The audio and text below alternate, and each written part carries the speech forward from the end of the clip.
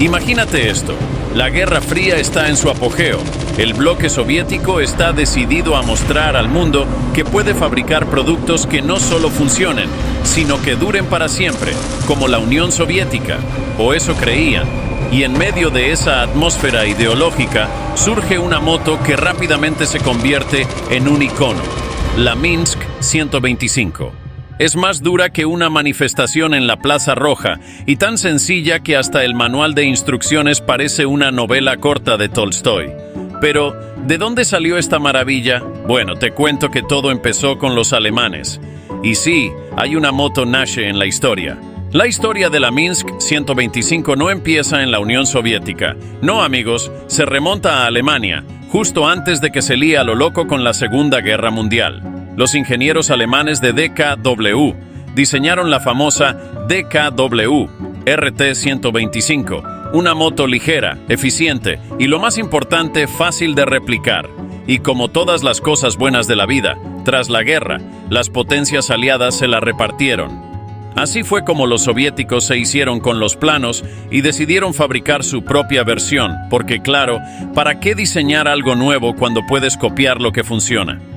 Así es como nace la Minsk 125 en el año 1951, basada casi enteramente en la DKW RT-125. La fábrica de Minsk, en Bielorrusia, se convierte en el centro de producción de esta pequeña maravilla, que se populariza rápidamente en todo el bloque soviético. Y si alguna vez te preguntas por qué se le llamaba simplemente Minsk, es porque pronunciar el nombre completo de la fábrica podría requerir un curso intensivo de ruso.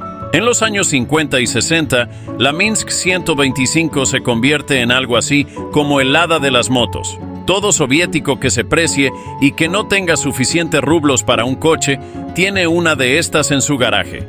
¿Por qué?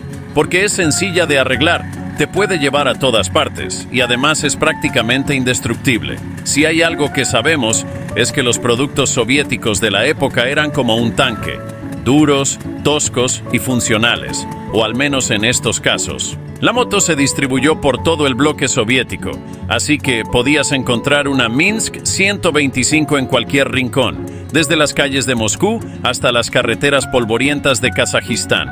En esos años, la moto tuvo un diseño bastante estándar, 125 centímetros cúbicos de pura gloria de 2 tiempos, que era un motor relativamente pequeño, pero perfecto para las carreteras no tan perfectas de la URSS. Y lo mejor de todo es que el mantenimiento era tan sencillo que hasta tu vecino Boris, el mecánico de la esquina, te podía echar una mano. Llegamos a los años 70, y aquí es cuando la Minsk 125 comienza a sufrir algunos cambios, pero no tantos como podrías pensar. A ver, estamos hablando de la URSS, ¿recuerdan? Innovación tecnológica no era su fuerte, así que, en esencia, la moto seguía siendo la misma máquina fiable que todos conocían, pero con algunas mejoras en suspensión, frenos y, bueno, detalles menores. Durante estos años, la Minsk 125 sigue siendo popular entre los jóvenes soviéticos, especialmente porque era barata y fácil de modificar. Incluso podías ver a algunos intrépidos pilotos corriendo en pequeñas competencias locales. Claro, esto no era MotoGP, pero en las calles de la URSS, estas competiciones eran casi tan épicas como la carrera espacial. La Minsk 125 se convierte en una moto de culto, especialmente porque puedes golpearla contra el suelo, dejarla fuera en una tormenta de nieve y aún así arrancará como si nada. Eso sí, en los años 80 la situación cambia un poco.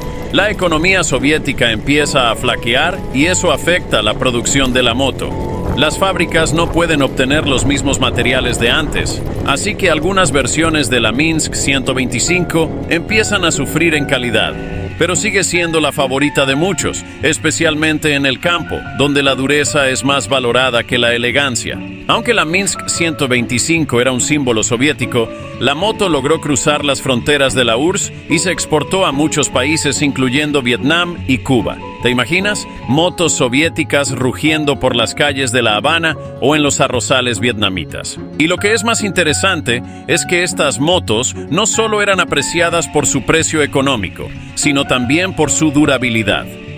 Las Minsk 125 sobrevivieron al comunismo, a los conflictos bélicos y a la vida cotidiana más dura imaginable. En Vietnam, por ejemplo, la Minsk 125 se convierte en la compañera inseparable de los agricultores y repartidores. Su diseño simple y su capacidad para moverse por caminos de barro la hace ideal para las zonas rurales. ¿Quién lo diría? Una moto diseñada en plena Guerra Fría, siendo un vehículo crucial en un país tropical. Los años 90 traen consigo la caída de la Unión Soviética y con ello el fin de muchas industrias estatales, pero no de la Minsk 125.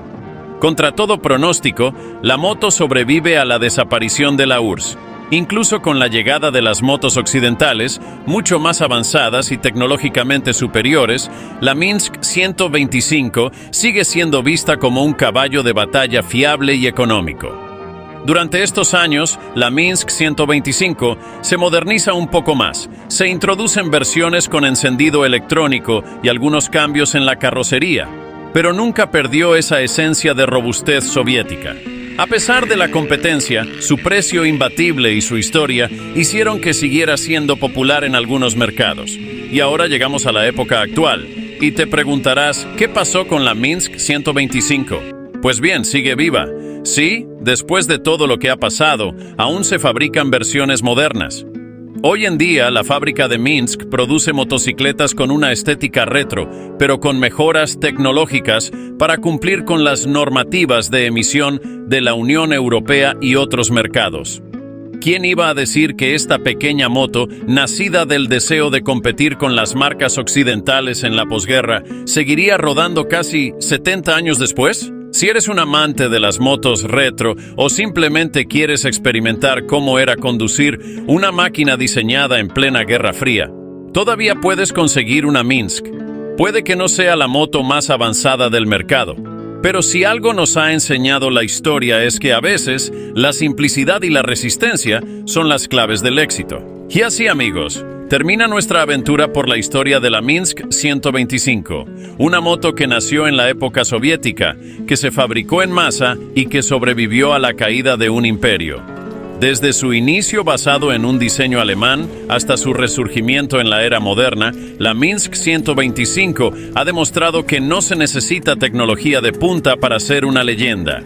A veces, solo necesitas un motor de 2 tiempos, un chasis indestructible y un grupo de ingenieros soviéticos con café y sueños de grandeza. Y si te gustó este video, dale like, suscríbete al canal y déjame en los comentarios qué otro modelo te gustaría ver en una futura historia. Nos vemos en la próxima aventura sobre 2 ruedas.